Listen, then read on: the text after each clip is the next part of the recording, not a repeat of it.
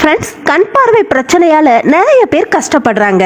வயசுக்கு சம்பந்தமே இல்லாம சின்ன குழந்தைங்கள்ல இருந்து பெரியவங்க வரைக்கும் எல்லாருமே கஷ்டப்படுறோம். சின்ன குழந்தைங்களும் கண்ணாடி போடுறத இப்ப நம்ம பாத்துக்கிட்டு இருக்கோம். இப்போ சிஸ்டம் முன்னாடி அதிகமா ஒர்க் பண்றோம் அப்படிங்கறதால கண் பார்வை பிரச்சனை அதிகமா ஏற்படுது. இந்த மாதிரி கண் சம்பந்தமான எல்லா பிரச்சனைகளையுமே ஈஸியான ஒரு ஆயுர்வேதிக் ரெமடியை வச்சு சரி பண்ணிடலாம். அந்த ரெமடி என்னன்னு கேட்டீங்கன்னா கண்டிப்பா நீங்க ஆச்சரியப்படுவீங்க.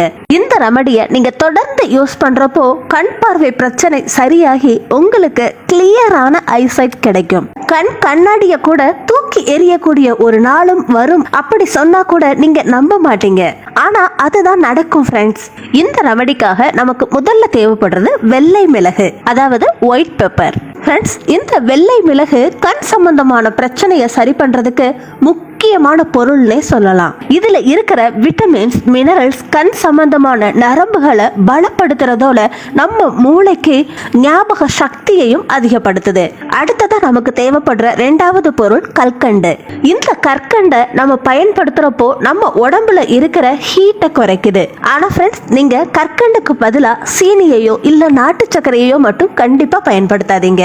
கற்கண்டுன்னு சொல்லி சின்ன சின்னதா இருக்கும் இல்லையா, அதையும் பயன்படுத்தக்கூடாது. இந்த மாதிரி சின்ன சின்ன கல்லு மாதிரி இருக்கு இல்லையா, இதை தான் பயன்படுத்தணும். இதை பயன்படுத்துறப்போ நல்ல ரிசல்ட் கிடைக்குது. அடுத்ததா நமக்கு தேவைப்படுற பொருள் சோம்பு. இந்த சோம்புல அயன், மெக்னீசியம், விட்டமின்ஸ் அதிகமா இருக்குது. அதே மாதிரி கான்ஸ்டிபேஷன், அதாவது மலச்சிக்கல் பிரச்சனையை சரி பண்றதுக்கும் ஜீரண சம்பந்தமான பிரச்சனையை சரி பண்றதுக்கும் இந்த பெருஞ்சீரகம் ரொம்ப நல்லா யூஸ் ஆகுது. ஃப்ரெண்ட்ஸ், கண்ணுக்கு, மூளைக்கு, வயிற்றுக்கு இந்த மூணுக்குமே நல்லது அப்படிங்கறதால இந்த ரெமடியில சோம்புவை பயன்படுத்துறோம், அதாவது பெருஞ்சீரகம். இந்த ரெமடிக்காக நமக்கு அடுத்தது தேவைப்படுற பொருள் என்னன்னா பாதாம் பருப்பு. சத்துக்கள் அதிகமா இருக்கிற இந்த பாதாம நம்ம ரெகுலர் டயட்ல எடுத்துக்கிறப்போ நல்ல ரிசல்ட் கிடைக்குது. தினமும் 4 பாதாம் பருப்பை தண்ணியில ஊற வச்சு மறுநாள் காலையில தோலை எடுத்துட்டு சாப்பிட்டா நம்ம உடம்புக்கு எவ்வளவோ நல்லதுங்கிற விஷயம் உங்களுக்கு தெரியும் இல்லையா? சின்ன குழந்தைங்களோ பெரியவங்களோ ஞாபக சக்தியை வளர்க்கணும் அப்படின்னு நீங்க நினைச்சீங்கன்னா 4 பாதாம் பருப்பை சாப்பிட்டாலே போதும். இப்போ நமக்கு தேவையான 4 பொருள் ரெடி ஆயிருச்சு. 1 பாதாம் பருப்பு, 2வது சோம்பு, 3வது கற்கண்டு, 4வது வெள்ளை மிளகு. இப்போ நம்ம செய்ய வேண்டியது என்னன்னா மிக்ஸி ஜார்ல போட்டு அதுல 4 கற்கண்டை எடுத்திருக்கேன். அதுல 5 கிராம் அளவுக்கு வெள்ளை மிளகு தூளை சேர்த்துக்கோங்க.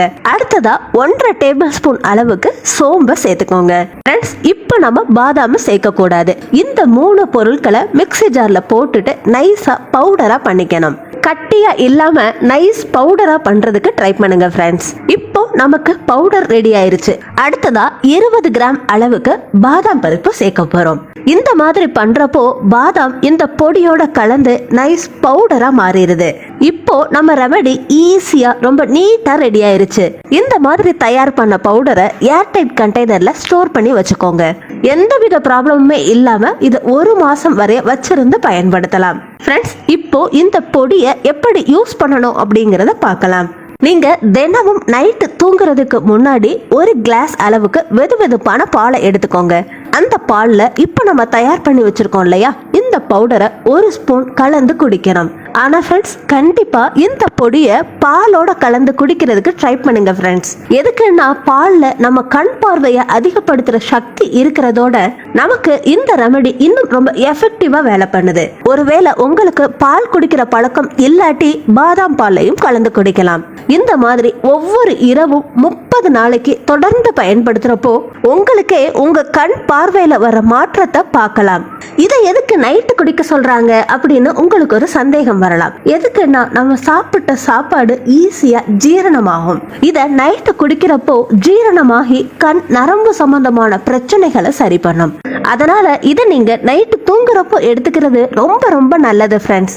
இந்த மாதிரி ஒவ்வொரு நாளும் 5ல இருந்து 6 மாசத்துக்கு தொடர்ந்து எடுத்துக்கிறப்போ உங்களோட கண் பார்வையை பார்த்து நீங்களே ஆச்சரியப்படுவீங்க.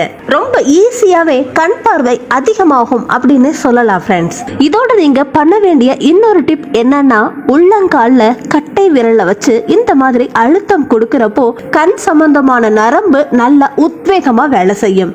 இதனால அடைப்பு ஏற்ப ஏற்பட்ட நரம்புகள் கூட ஓபன் ஆகும் ஃப்ரெண்ட்ஸ். அதோட கருவேப்பிலை பொடியை தயார் பண்ணி நீங்க சாப்பிடுற 2 உருண்டை சாதத்தோட இந்த கருவேப்பிலை பொடியை சேர்த்து அதோட 1 ஸ்பூன் நெய்யை சேர்த்து கலந்து சாப்பிட்டீங்கன்னா உங்களுக்கு கண் பார்வை வேகமா அதிகமாகும்.